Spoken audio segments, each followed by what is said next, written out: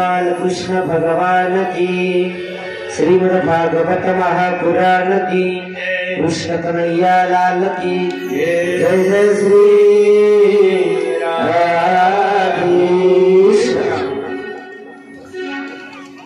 राजा परीक्षित शिवदेव भागवत कथा सांगत असताना श्रवणाने कृष्ण सूर्यने वर्णन केलं.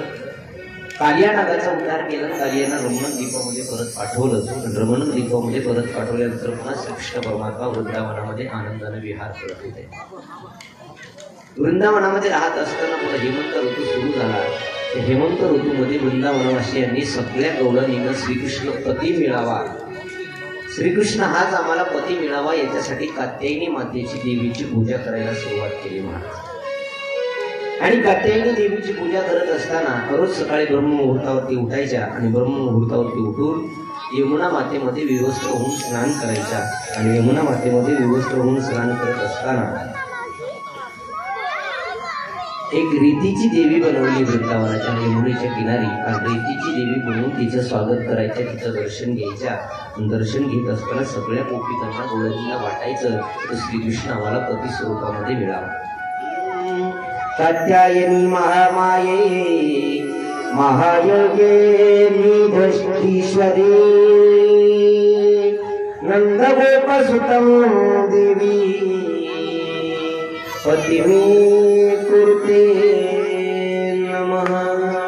ही कात्यायनी माता, कात्यायनी महामाई महायोगिनी देश्वरी. आपण महाकाली आहात, महाशक्ती आहात. आमच्या सर्वांची विनंती आहे, नंदसुतं गोप पतिमे गुरु. आम्हाला नंदाचा मुलगा यशोदेचा मुलगा पती स्वरूपामध्ये मिळावा याकरता आम्ही तुमची पूजा करतोय. रोज सकाळी ब्रह्ममुहूर्तावर उठायच्या, यमुना मातेमध्ये जायच्या, विवस्त्र होऊन स्नान करायच्या. आणि विवस्त्र होऊन स्नान करत असताना बघता बघता 1 महिना लुटून गेला. 1 महिना लुटला. आणि 1 महिना लुटल्यानंतर भगवान श्रीकृष्ण परमात्मा एक दिवशी सकाळी या सगळ्या गवळणी भगवान श्रीकृष्ण परमात्म्याची प्रार्थना करण्याकरता रोज नित्य नेमानं कात्यायनीची पूजा करण्याकरता ब्रह्ममुहूर्तावर उठल्या. यमुना मातेमध्ये आले. यमुना मातेच्या साईडला कदंबाच्या वृक्षाजवळ आपले वस्त्र ठेवले आणि वस्त्र ठेवून स्नान करण्याकरता यमुना मातेमध्ये उतरल्या.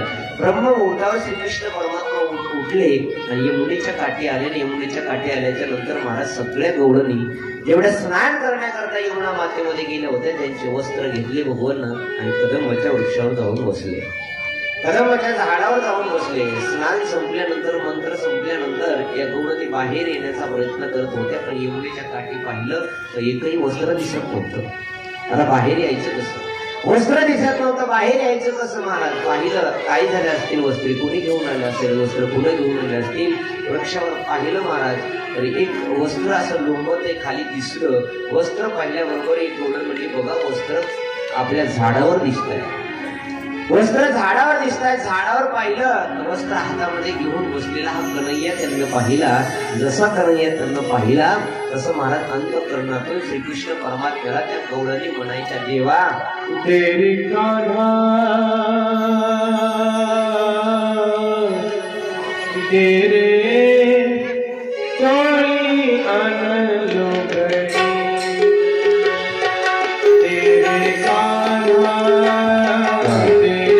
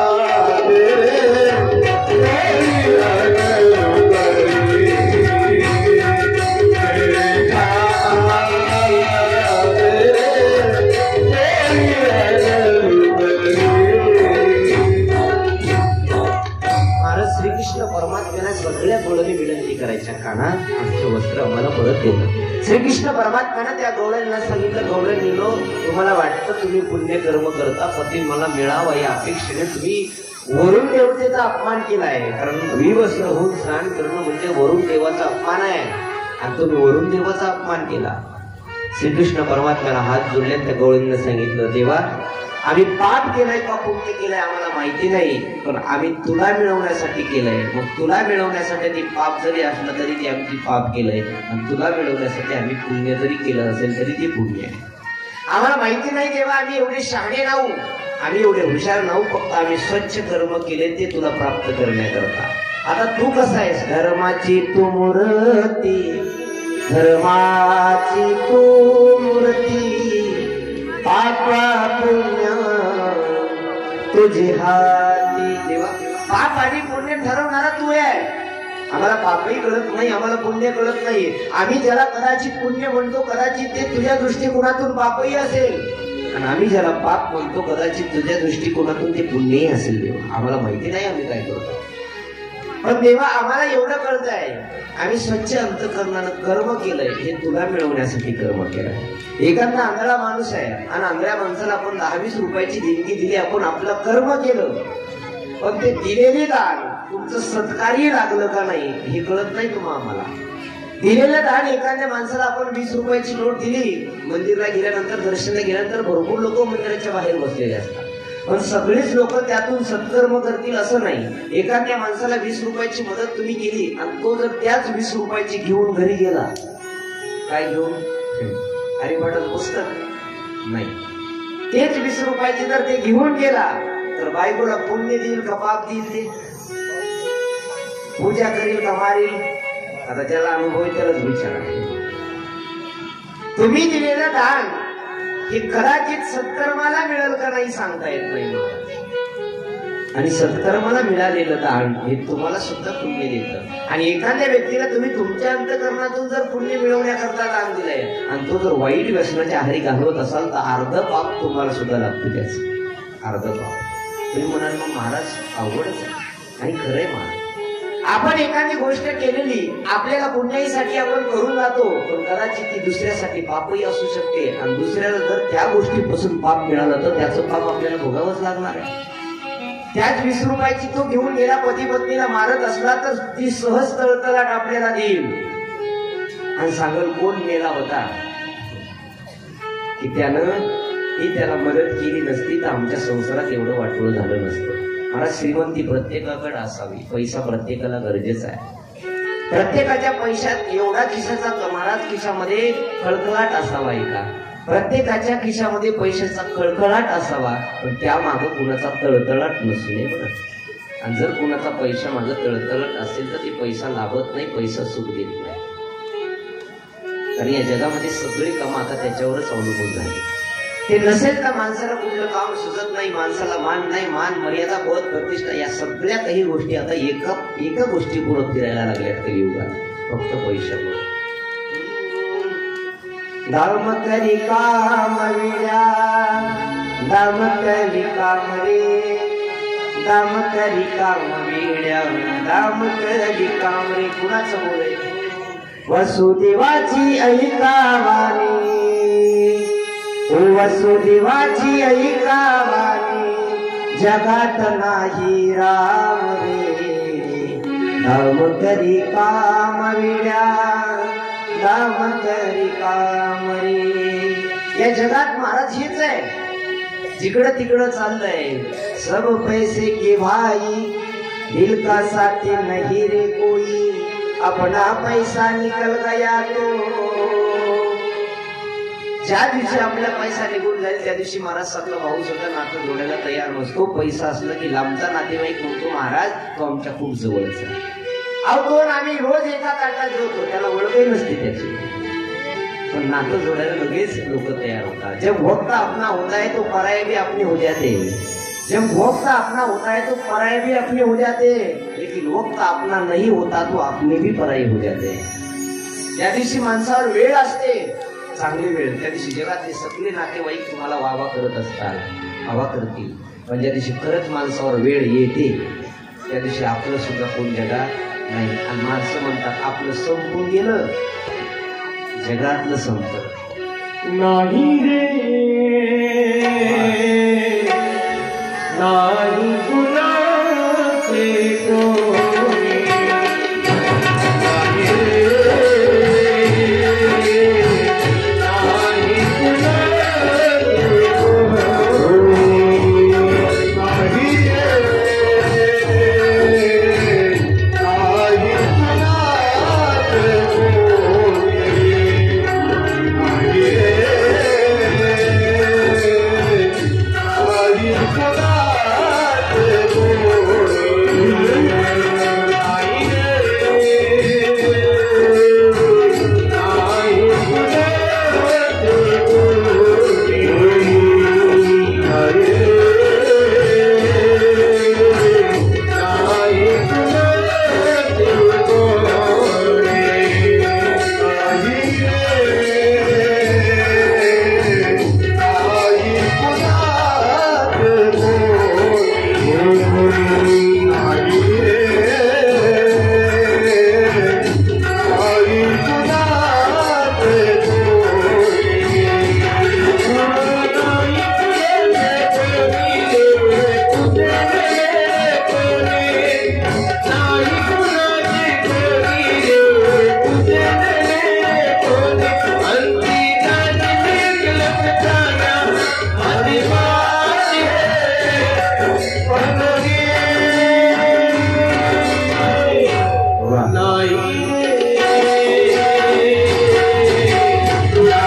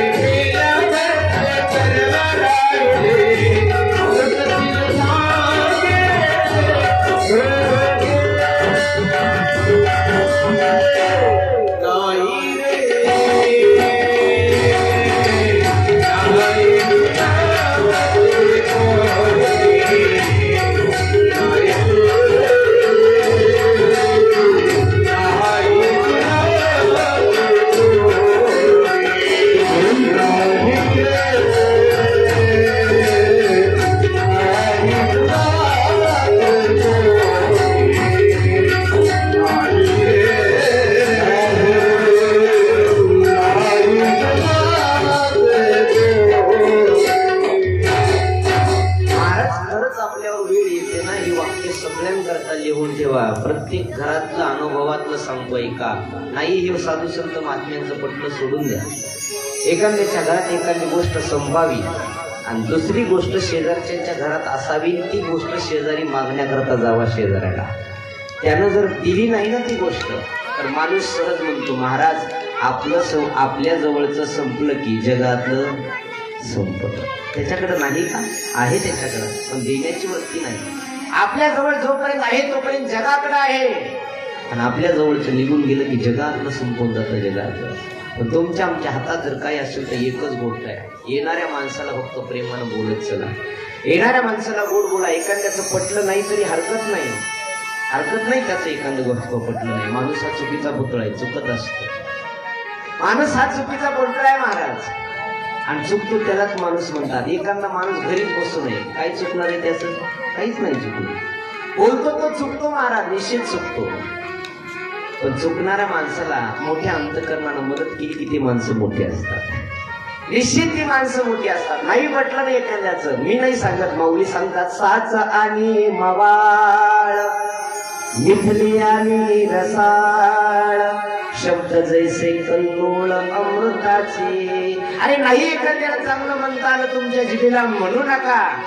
पाप लागणार नाही, पुण्य लागणार नाही, पण वाईट तरी कुणं म्हणू नका. इथले सांगत नाही. एक मारवाडी भजन आहे. मिठू मिठू बोलतो रो काय बिगडे, काय बिगडे तारो काय बिगडे. मिठू मिठू बोलतो रो काय बिगडे, काय बिगडे तारो काय बिगडे. काय बिघडणार आहे गोड बोललो म्हणजे? नाही बिघडणार काही माझ्या. या नागपत्या गौडांनी श्रीकृष्ण परमात्म्याला सांगितलं, कृष्ण आम्ही पाप केलं का पुण्य केलं आम्हाला नाही कळत. आपल्यावरही कधी अशी वेळ येते महाराज, आपण पाप करतो का पुण्य करतो नाही आपल्याला कळत. नका कळू द्या.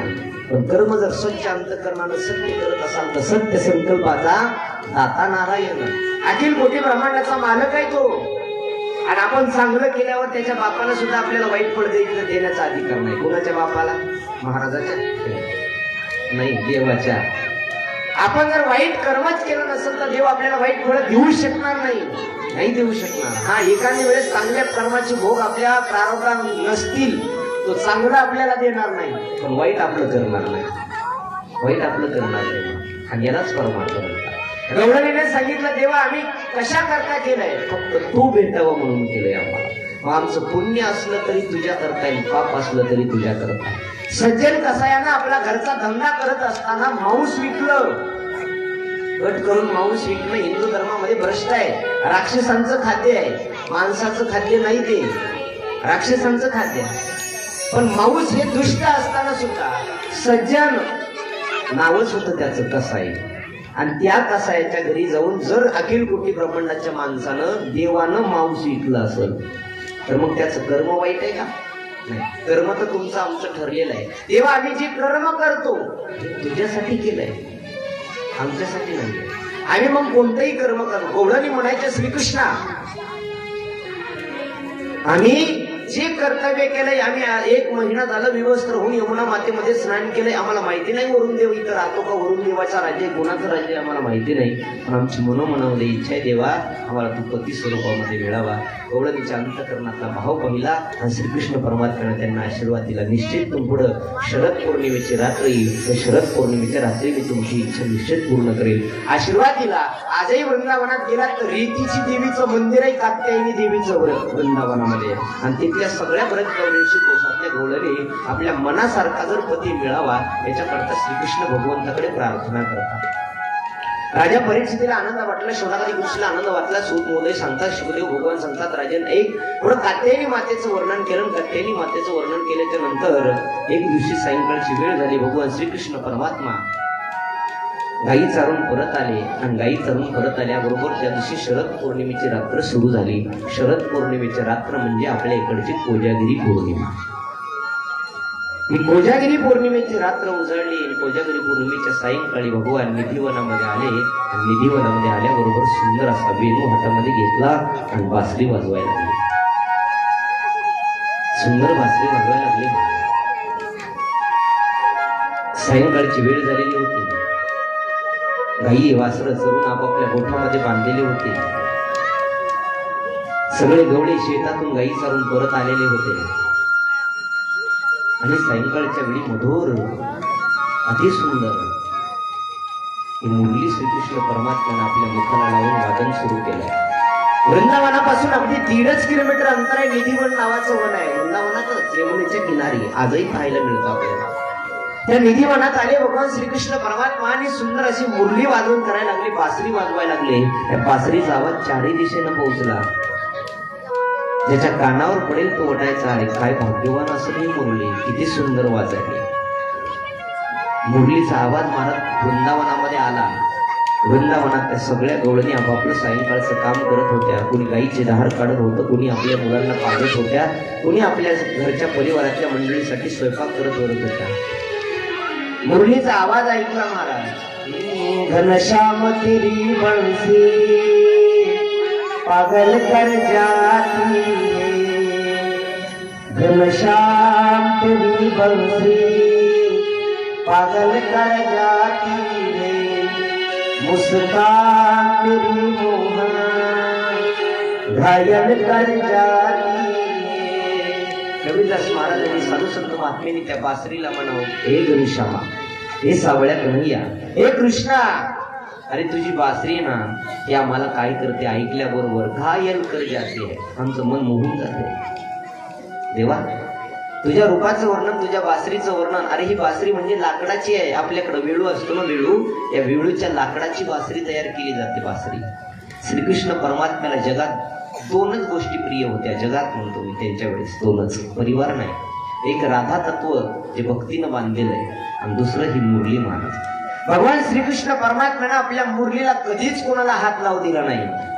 24 तास आपल्या जवळच असायचे. काही साधू संत महात्म्यांनी त्या बासरीला म्हणावं, बासरी, अगं काय असं पुण्य केलं होतं की ज्या उगानं तुला अखिल कोटी ब्रह्मांडाचा मालक 24 तास सोबत घेऊन फिरतो. काय पुण्य असेल मला त्या बासरी. तू कशी आहेस आई? मुरली, या मुरलीचं वर्णन करत असताना साधू संत महात्मे म्हणतात ना त्या बासरीचं, उसकी छेदी सीने में फिर भी मुस्काती है. देवा ऐक ना, ही बासरी लाकडाची असून तू एवढं त्याची कीर्ती अजरामर केली. सोने की होती तो क्या कर जाते मोह. अरे देवा, ही जर बासरी सोन्याची असतीस तर तू काय केलं असतं कुणास ठाऊक. सोने की होती तो क्या कर जाते मोह, जब बास की हो कर भी, लाकडाची आहे, जब बास की हो कर भी दुनिया को न चाहती है. देवा ऐक, घनश्याम तेरी बंसी घायल कर जाती है. देवा, याच बासरीनं आम्हाला सुख जीवनात आल्यानंतर कसं जगावं, दुःख आल्यानंतर कसं राहावं, या बासरीकडून शिकलोय आम्ही. वृंदावनातले लोक महाराज भाग्यवान होते. या श्रीकृष्ण परमात्म्याच्या बासरीपासून सुद्धा जीवन जगायचं कसं, जीवनामध्ये दुःख आल्यानंतर राहायचं कसं, हे या बासरीनं आम्हाला शिकवलंय. दुःख दर्दों को सहना बंसी ने सिखाया है, दुःख दर्दों को सहना बंसी ने सिखाया है, उसकी छेदी सीने में, उसकी छेदी सीने में फिर भी मुस्काती है, घनश्याम तेरी बंसी पागल कर जाती है. देवा, अरे या बासरीचे अंतःकरणाला छिद्र काढलेली आहे, हृदयातून तिला कोरलेलं आहे, पण अंतःकरणाला छिद्र पडले असताना सुद्धा, एवढा अंतःकरणात दुःख असताना सुद्धा तिच्या तोंडातून कधी दुःख निघालंच नाही. सतत हसत राहिली आणि तुम्हा आम्हाला सुद्धा हसत राहिली. माणसाने सुद्धा तेच करावं. दुःख प्रत्येकाच्या जीवनात आहे. दुःख नाही असा माणूस या त्रिलोक त्यात सापडणार नाही. पृथ्वी लोक असू द्या, पाताळ लोक असू द्या, स्वर्ग लोक असू द्या, या त्रिलोक्यात महाराज दुःख नाही असा माणूस जगामध्ये सापडणार नाही. आपल्याला दुःख तर प्रत्येकालाच आहे ना, पण दुःख असून सुद्धा ज्याला हसता येतं ना त्याला खरं जीवन जगता येतं. दुःख असून ज्याला हसता येतं, 4 माणसात बसता येतं, त्याला जीवन जगता येतं. अन्यथा आपण असं झालोय, आपल्याकडे सुख आलं तरी कोणता माणूस जवळ येऊन बसत नाही. दुःख आल्यावर तर लोक आपल्याकडचं दुःख हसून जगाला, आपल्याकडचं दुःख रडून ऐकून घेतात आणि जगाला हसून सांगतात. जीवन जगायचं, कथा कीर्तन महाराज याच माध्यमातून आपण सुधारायचंय ना. अरे माणसाने असं बसावं, जिथून बस म्हणल्यावर पुन्हा कोणी उठू नये, आपल्याला अशा ठिकाणी बसायचं. माणसाने असं बोलायचं बोलताना कोणी आपल्याला खोटं म्हणलं नाही पाहिजे. कबीरदास महाराज म्हणतात ना, ऐशी वाणी बोली कोई ना बोले झूठ, ऐसी जगा बैठिये कोई ना बोले झूठ.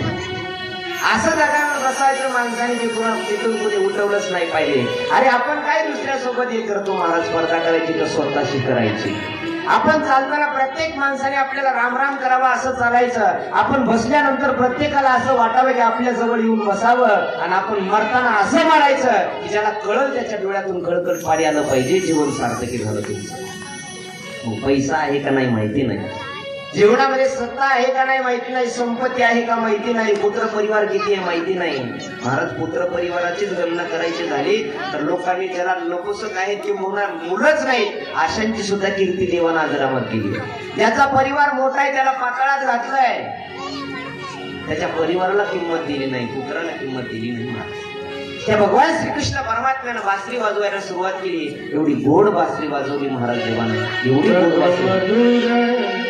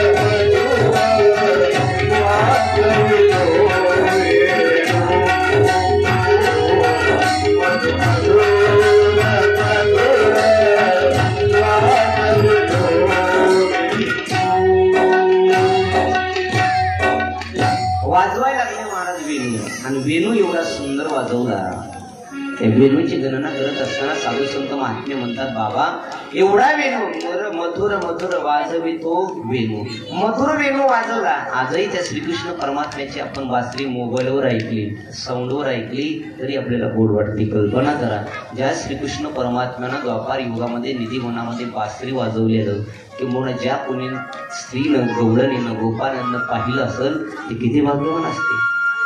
आज वेणूचा आवाज ऐकला, बासरीचा आवाज ऐकला, किंवा बासरी म्हणलं की श्रीकृष्ण परमात्मा आपल्याला आठवतो. कल्पना करा त्या गवळणीचं काय पुण्य असेल. वेणू वाजवला देवानं आणि वेणू वाजवल्यानंतर अख्ख्या गवळणीला कळालं की अरे श्रीकृष्ण परमात्मा आपल्याला भेटण्यासाठी बोलवतोय. वेणू वाजवतोय. गाईंनी कान टवकारायचे, वासरांनी कान टवकारायचे आणि वेणूकडे लक्ष घालायचं. गाईलाही वाटायचं आमचा देव वेणू वाजवतो, आमचा कन्हैया वेणू वाजवतोय. वासरालाही आनंद वाटायचा, वासरांना वाटायचा अरे हा वेणू आम्हाला ऐकायला मिळतोय, आम्ही भाग्यवान आहेत. तिथली गाई गुरं डोरं वृक्ष झाडं सुद्धा भाग्यवान होती महाराज. झाडं सुद्धा सामान्य माणूस होत्या महाराज.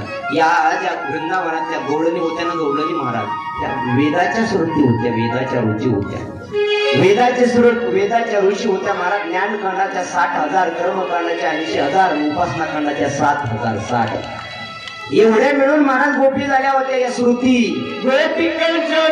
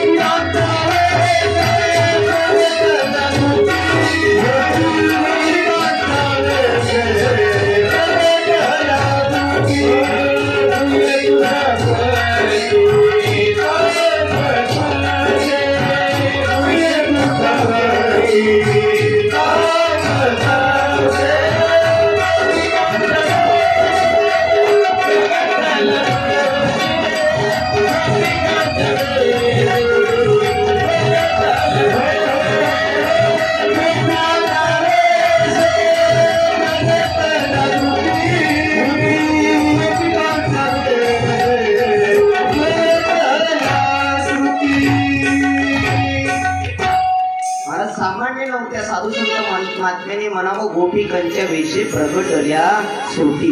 या वेदाच्या ज्ञान कांडाच्या महाराज उपासना कांडाच्या आणि कर्म कांडाच्या 3 प्रकारच्या गवळणी होत्या वृंदावनामध्ये. 3 प्रकारच्या आपण ऐकलं असेल तर ऐका. ज्ञान कांडाच्या 60,000 श्लोक, कर्मकांडाचे 80,000 श्लोक आणि उपासना कांडाचे 60,000 श्लोक या गवळणी बनल्या होत्या वृंदावनातल्या गोकुळातल्या. तुमच्या माहितीची कथा सांगतो. प्रभू रामचंद्र ज्यावेळेस वनवासात होते, प्रभूच्या पायाची धूळ लागली एका शिळेला, दगडाला. त्या दगडाची बाई झाली. दगडाची बाई झाली. अख्ख्या अरण्यातल्या लोकांना कळालं कोणीतरी दशरथाचा मुलगा राजा आलाय राम, आणि त्याच्या पायाला दगड लागला की दगडाची बाई व्हायली, दगडाची स्त्री व्हायली आहे. सगळ्या ऋषीला दंड कारण्यातल्या ऋषीला असं वाटलं आपण एकटेच कुठं जीवन जगावं वनवासासारखं. आपलंही झालं एकटंच वनवासासारखं कुठं जगावं, आपलंही झालं पाहिजे. आणि हे असं दुःख नाही महाराज, कोणतं झालेलं ते सांगता येत नाही आणि बोलता येत नाही. ज्याचं झालं नाही त्याला वाटतं कधी होतं की, आणि ज्याचं झालं त्याला वाटतं उगच झालं. उगच झालं असं वाटलं नसतं तर एवढे इथं येऊन बसली. काही लोक झालंय म्हणून इथं येऊन बसायला लागले, तिथं कर्कच नको. आणि काही लोक इथं येऊन बसायला लागले आमचं होईल म्हणून.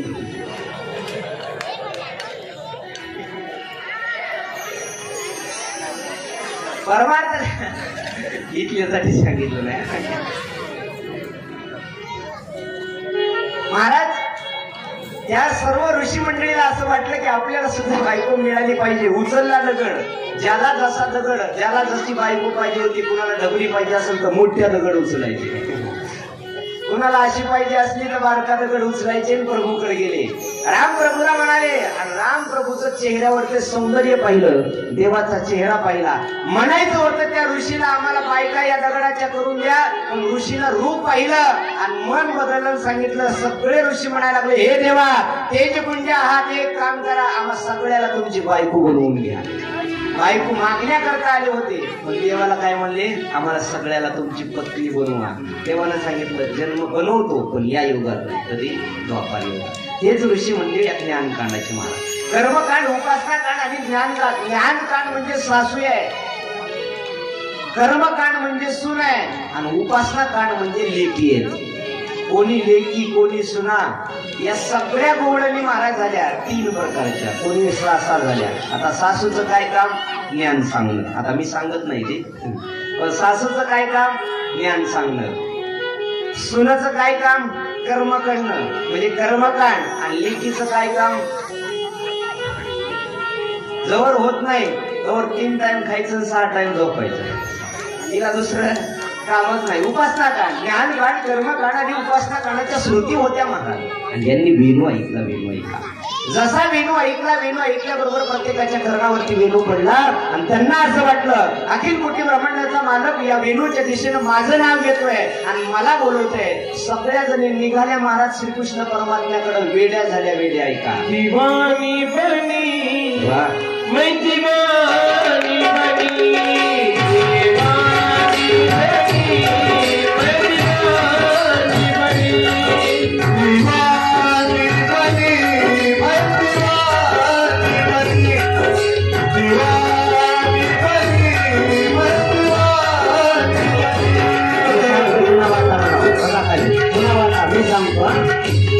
असा हा बाजू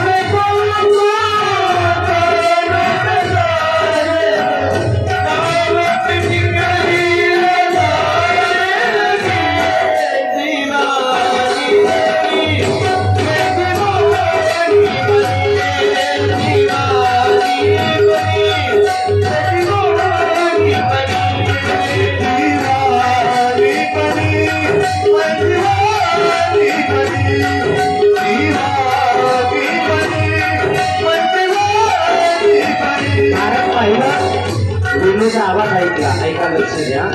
वेणूचा आवाज ऐकला गौरवनीनं आणि वेणूचा आवाज ऐकून श्रीकृष्णाकडे निघणार. काही गौरीला वाटलं आपण थोडासा मेकअप करून जावं. गौरीला वाटलं मेकअप करून जावं, मेकअप करून. आणि मेकअप करून जात असताना मेकअप करण्याकरता किचन रूम मध्ये गेल्या, नाही मेकअप रूम मध्ये गेल्या. आणि मेकअप रूम मध्ये गेल्याच्या नंतर महाराज अगोदर सौभाग्याचं लेणं काही बायनं कुंकू हातामध्ये घेतलं, कुंकू. वेणूचा आवाज ऐकला ते कुंकू लावायला कानाला, आणि कुंकू कानाला लावायला डोळ्याला लावायला लागल्या. डोळ्याचं काजळ घेतलं कानात लावायला लागल्या. मला काही जरीला वाटलं जरा नवीन साडी घालावं, आज देवाचं लग्न आहे. काही गौरीला वाटलं देवाकडे जायचंय आपल्याला, आणि देवाकडे जात असताना असं जरा सजून तजून गेलं पाहिजे. म्हणून नवी साडी कपाटातली काढली, लग्नात आणलेली. आणि गौरीने ती साडी घालायला सुरुवात केली महाराज. पण साडी घालत असताना वेणूचा आवाज ऐकला आणि ती साडी अंगावर न घालता डोक्याला गुंडाळायला लागल्या. आई गवळणी महाराज यायला वाटलं पुन्हा येताना उशीर होईल, आज देवाचं लग्न आहे, 5-6 वाजेपर्यंत कथा चलल. मग पुन्हा घरात उशीर झाल्यावर काय करायचं. गवळणीला वाटलं आता सायंकाळची वेळ यायला उशीर जाईल, काही गाईची धार काढण्याकरता गेली. ऐका, गाईची धार काढण्याकरता काही गौरवणी गेल्या. गाईचं वासरू सोडलं म्हशीला, म्हशीचं वासरू सोडलं गाईला, आणि काही गौरवणीनं दुधाची चरबी गेली, बैलाची धार काढायची.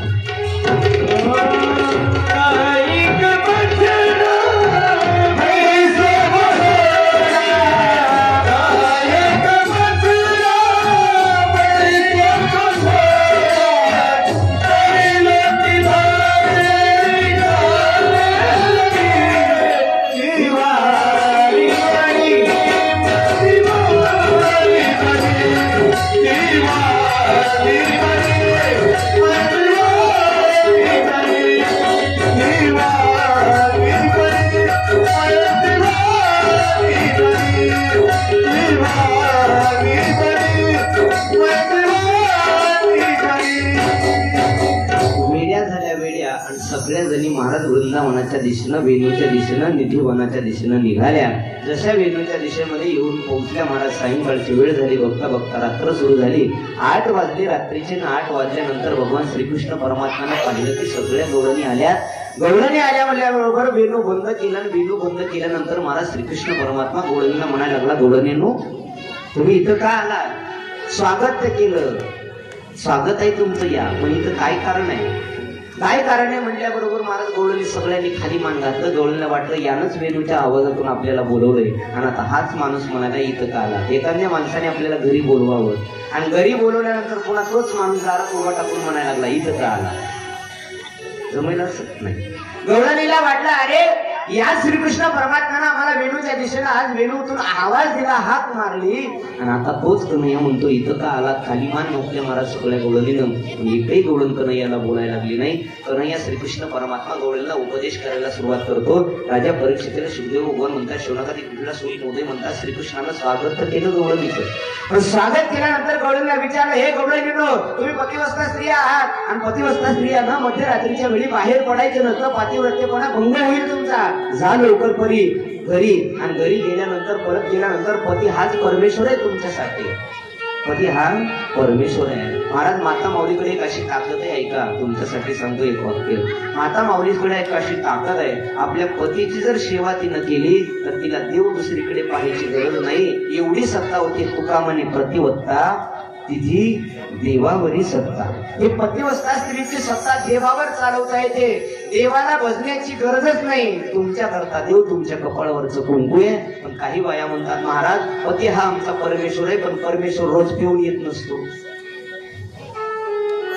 पती हा परमेश्वर आहे मान्य आहे, पण आमचा पती, मग त्याला परमेश्वर कसं म्हणावा, तर ते तुमचा प्रश्न आहे.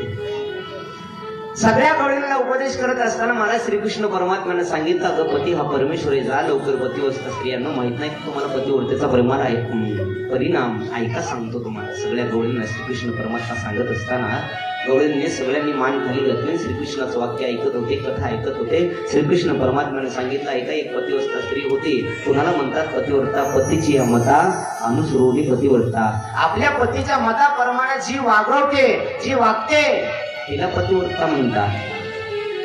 मालकानं पाणी म्हणायच्या अगोदर पाणी देणं, जेवण म्हणायच्या अगोदर जेवण देणं, मालकाला काय लागतं हे पतीनं ज्या दिवशी ओळखलं पत्नीनं त्या दिवशी ती पतिव्रता आहे. एवढं माहिती नाही का पराक्रम आहे का? एक पतिव्रत स्त्री होती, रोज 8 वर्ष झालं विवाह झाला होता. पतीने जेवण केल्याशिवाय जेवण करायचे नाही, पाणी प्यायची नाही, चहा घ्यायची नाही. रोज तिचा नित्यनेम ठरलेला असायचा. सकाळी 8 वाजता मालक ड्युटीला जायचे, ड्युटीहून आली, ऑफिसहून आली की पुन्हा 5 वाजता त्यांना आल्याबरोबर पाणी द्यायचं, चहा द्यायचा आणि मग आपण चहा पाणी ग्रहण करायचं. असा बराच काळ निघून गेला. तिला एक मुलगा झाला. मुलगा, तो मुलगा रांगत होता. 1-1.5 वर्षाचा तो मुलगा रांगत होता. रांगता रांगता एक दिवशी सायंकाळची वेळ होती, ऑफिसहून लवकर सुट्टी झाली 4 वाजता आणि तो घरी आला. घरी आल्यानंतर तिनं रोज त्याप्रमाणे नित्य नेमानं आदर अतिथी गेलं, चहा पाण्याची व्यवस्था केली, चहा दिलं आणि ते अंगणात बाळ रांगत होतं. बाळाचे गोड कौतुक पाहण्याकरता दोघंही पती पत्नी अंगणामध्ये बसले आणि अंगणामध्ये बसल्यानंतर पतीला थोडासा आळस आलेला होता. पतीला वाटलं पत्नीच्या मांडीवरती डोकं ठेवून आराम करावा. त्यानं तेच केलं. पत्नीच्या मांडीवर डोकं ठेवलं आणि आराम केला. भगवान श्रीकृष्ण परमात्मा डोळ्यांना म्हणायला लागली, डोळ्यांना नाही का? पतीला झोप लागली. बघता क्षणी अंग टाकल्याबरोबर कंटाळून आला होता. झोप लागली. जशी झोप लागली ते बाळ अंगणामध्ये खेळत होतं. खेळता खेळता त्यानं असा विचार केला, अंगणामध्ये खेळत होता, अंगणात जवळच एक आड होता, त्या आडाच्या दिशेने हा बाळ निघाला. आडाच्या दिशेनं बाळ निघाला. पूर्वीची आड ही जमीन लेवलची होती, दिसत नव्हती महाराज. आणि तो तसाच आड होता तिच्या घरासमोर. त्या आडाच्या दिशेने निघालं. पत्नीला वाटलं मी जर नाही उठले तर माझा बाळ त्या आडात पडल्याशिवाय राहणार नाही आणि 7 वर्षानंतर मला मुलगा झालाय. आज तो मुलगा माझ्या डोळ्यासमोर मरण पावल, पण काय करावं? जर उठलं, पतीला उठवलं तर पातिव्रत्यपणा भंग पावेल. आतापर्यंत 8 वर्ष झालं सेवा करते, ती सेवा बंद पडेल. पतीची झोप मोडली तर पती लिहिली रागवेल आणि पातिव्रत्यपणा भंग पावेल, पातिव्रत्यपणा भंग पावेल. म्हणून म्हणत त्या स्त्रीनं कसलाही विचार न करता आपल्या डोळ्यासमोर तशीच बसून राहिली. बघता बघता तो मुलगा आडाच्या जवळ गेला आणि त्या क्षणाला जसा आडाच्या जवळ गेला त्या क्षणाला तो आडामध्ये रांगत असताना लेकरू पडलं. रांगता रांगता आडामध्ये लेकरू पडलं. महाराज, आडामध्ये पाणी नव्हतं. या माता म्हणलं माहिती होतं. शेवटी आईचं अंतकरण होतं. तिचं आईचं अंतकरण. तिनं पातिव्रत्य धर्म मात्र भंग होऊ दिला नाही, पण आईचं अंतकरण होतं महाराज. अंतकरण कसं राहावेल? आईच्या अंतकरण तिला वाटलं माझा एकूण एक गोळा या विहिरीमध्ये पडलाय, माझ्या डोळ्यासमोर माझा मुलगा मरण पावलाय, मी काहीच करू शकले नाही. काय देवानं माझी परीक्षा पाहिली, काय देवानं माझ्यावरती संकट आणले.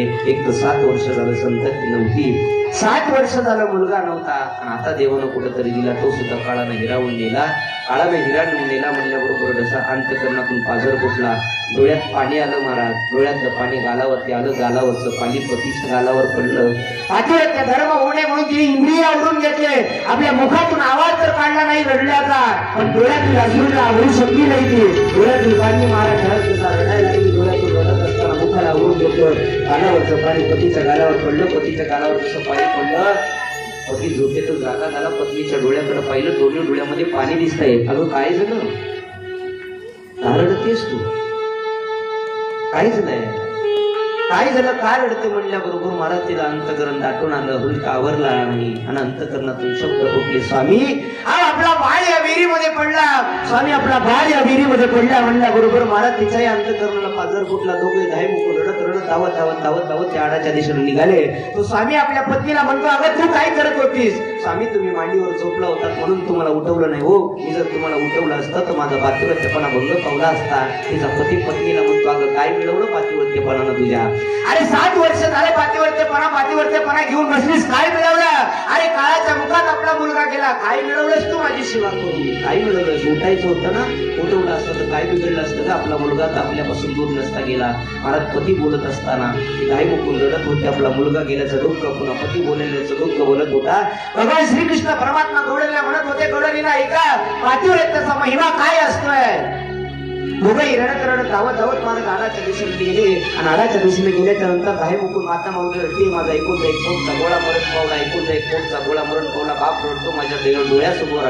माझ्या झोपेमुळे कुठलं पाप असं आडवा आलं असेल की मला झोप लागली आहे आणि त्या झोपेमुळे माझा मुलगा माझ्यापासून दूर गेला. पती सुद्धा, बाप सुद्धा रडत होता, आई रडत होती. महाराज विहिरीच्या जवळ त्या आडाच्या जवळ आले आणि आडाच्या जवळ असे आल्याबरोबर श्रीकृष्ण परमात्मा त्या गौडींना म्हणतो, गौडींनी नाही काढा, काय कृपा केली देवानं तिच्यावरती. अरे एखादा घरातला मुलगा जसा खेळत खेळत बाहेर यावा ना, तसा त्या आडातून मुलगा खेळत खेळत खेळत खेळत खेळत खेळत बाहेर आला.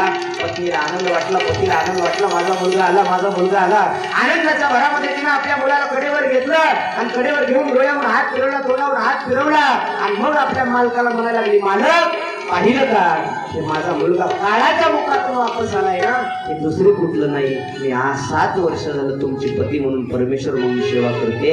याचा परिणाम देवानं मला माझ्या काळात गेलेला काळाच्या तोंडात गेलेला मुलगा देवानं मला परत आणून दिला. स्वामी, हे फक्त आणि फक्त तुमच्या सेवेचं प्रतीक आहे. पतीला आनंद वाटला. गवळणीला श्रीकृष्ण परमात्मा सांगतो, अगं जा आणि पतीची सेवा करा, जा पतीची सेवा करा म्हटले बरोबर महाराज श्रीकृष्ण परमात्मा शांत बसले होते आणि गवळणीला उपदेश करत होते, जा लवकर तुमचा पती हा परमेश्वर म्हणून सेवा करा त्याची. देव तुम्हाला निश्चितच मिळणार आहे. देवानं परीक्षा बघितल्याशिवाय कुणालाच काही दिलं नाही. एखाद्याच्या जीवनामध्ये जर संकट येत असतील तर निश्चित ओळखा की देव तुम्हाला काहीतरी मोठं देऊन जाणार आहे. निश्चित महाराज देव देतो. देवानं परीक्षा पाहिल्याशिवाय कुणालाच आतापर्यंत काही दिलं नाही महाराज. सामान्य जीव असू द्या, भक्त असू द्या, संत असू द्या, संतांची परीक्षा पाहिली देवानं, भक्ताची परीक्षा पाहिली आहे. आणि परीक्षा पाहिल्यानंतरच देवानं कुणाला तरी काहीतरी दिलंय. असं उगाच कुणालाही काही देत नाही देव. महाराज गवळणीला वाटलं, अरे आम्ही सर्वस्वाचा त्याग करून ज्याच्या करता आलो तोच आम्हाला वापस जायला सांगतोय. त्यापैकी सगळ्या गवळणी खाली मान घालल्या होत्या, मला ऐकत होत्या.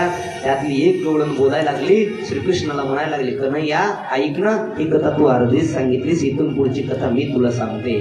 देवाला ती गवळण बोलायला लागली. राजा परीक्षितला शुभदेव भगवान वर्णन करतात. ही गवळण म्हणली, देवा ऐक, तोच 1-1.5 वर्षाचा मुलगा पुढे 10 वर्षाचा झाला आणि 10 वर्षाचा झाल्यानंतर त्या पतीला 1 महिनाभर बाहेर गावी जायचं होतं. ऑफिसच्या कामासाठी 1 महिनाभर पुन्हा तो परत येणारच नव्हता. पण या माता माऊलीचा नियम असा होता पती व स्त्रीचा की पतीनं जेवण केल्याशिवाय आपण जेवण करायचे नाही, त्यानं पाणी घेतल्याशिवाय आपण पाणी घ्यायचं नाही. आता 1 महिनाभर बाहेर गावी जाणार आहे, काय करायचं? तो घरी आला ऑफिसहून. घरी आल्यानंतर आपल्या पत्नीला सांगितलं, मी 1 महिनाभर बाहेर गावी जाणार आहे. पत्नीने हात जोडले सांगितलं, मालक माझा ते नियम तुम्हाला माहिती आहे, मी तुम्ही जेवण केल्याशिवाय जेवत नाही. एक काम करा, मलाही तुमच्या सोबत घेऊन जा. पतीनं सांगितलं, अगं मी वनवन फिरणारे ऑफिसचे काम आहे, मी कधी बाहेर जाईल कधी येईल सांगता येत नाही आणि कुठं घेऊन जाऊ तिला. तिनं सांगितलं, मग काहीतरी युक्ती करा की ज्या योगाने मी इथं राहू शकल, मला ज्या योगाने इथं राहू शकल. म्हटल्याबरोबर या पतीनं बाजारात गेला आणि बाजारात जाऊन छोटीशी त्याच्यासारखीच एक फोटोची फ्रेम आणली, मूर्ती करून आणली आणि मूर्ती आणून पतीला दिली, पत्नीला दिली. सांगितलं, रोज सकाळी याला ताट लाव, रोज सकाळी याच्यापाशी पाणी दे आणि रोज सकाळी याला चहा दिल्याबरोबर मी किरण केलं असं कर आणि 1 महिनाभर तू त्या मूर्तीला ताट लावल्यानंतर पुन्हा जेवण कर. तिला युक्ती पटली. तिनं सांगितलं, ठीक आहे महाराज, ठीक आहे म्हटल्याबरोबर बघता बघता सकाळ झाली. पहाटच्या वेळी यानं बॅग भरली निघून गेला. रोज नित्य नियमाप्रमाणे सकाळी 8 वाजता ऑफिसला जात असताना डबा भरायची, त्या मूर्तीच्या जवळ ठेवायची. दुपारी 2 वाजले की मूर्तीच्या जवळ ताट ठेवायची. सायंकाळी 8 वाजले की मूर्तीच्या जवळ ताट ठेवायची. बघता बघता 1 महिना लोटून गेला. गवळण श्रीकृष्ण परमात्म्याला म्हणायला लागली, की नाही ऐक ना, आता उत्तर दे बर का.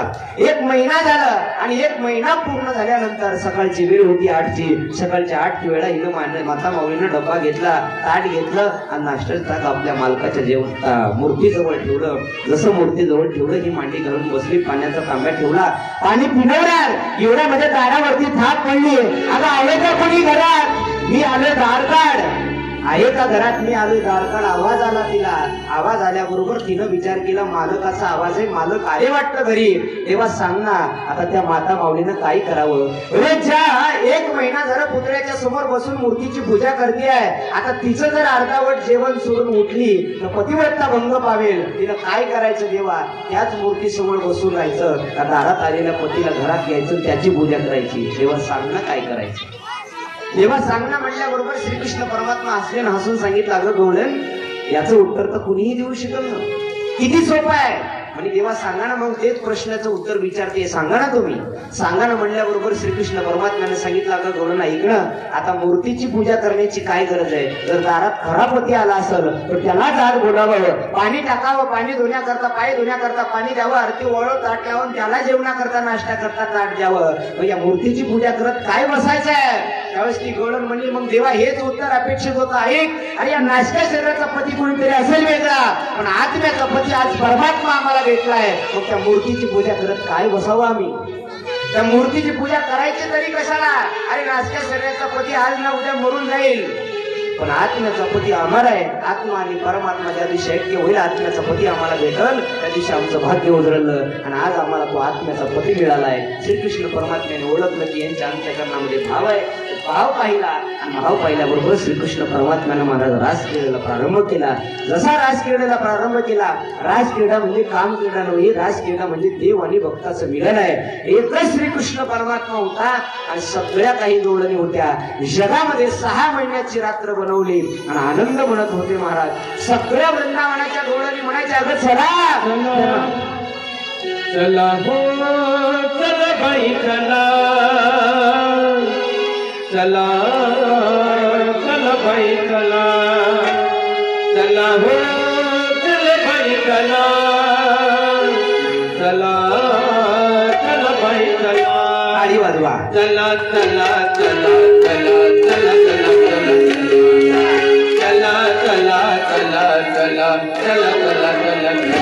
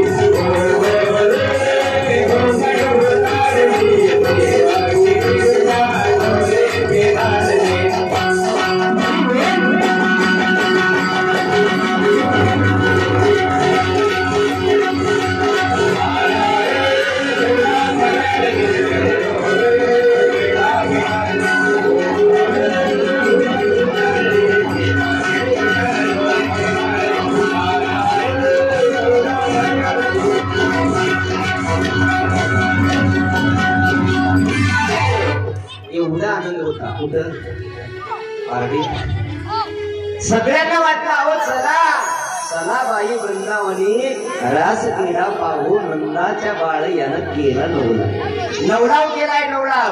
सगळ्या जणांना आनंद वाटला. महाराज कल्पनेची जातू इच्छा बहुत त्याची